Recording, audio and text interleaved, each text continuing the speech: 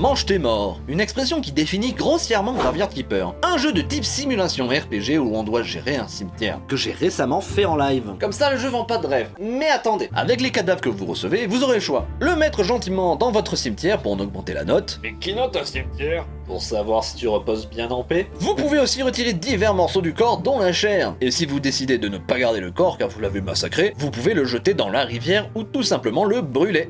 Et la rivière, elle va où? Elle va dans la capitale, alors... Convaincu? Ouais. Quand vous retirez votre premier bout de viande, vous débloquez la recette du burger. J'achète!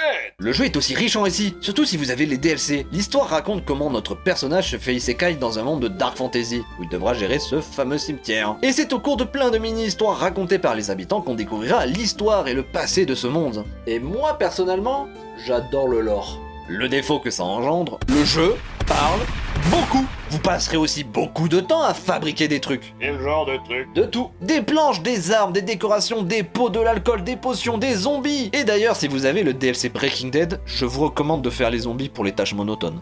C'est le mini-jeu de pêche. C'était le mini-jeu de pêche. Donc pour résumer, il existe un jeu où une famille décide de t'envoyer leurs proches fraîchement décédés, et c'est à toi le joueur de décider s'il reposera en paix ou si tu lui arraches les intestins pour le transformer en zombie afin de le faire cultiver des carottes tout le reste de l'éternité. J'en achète 2.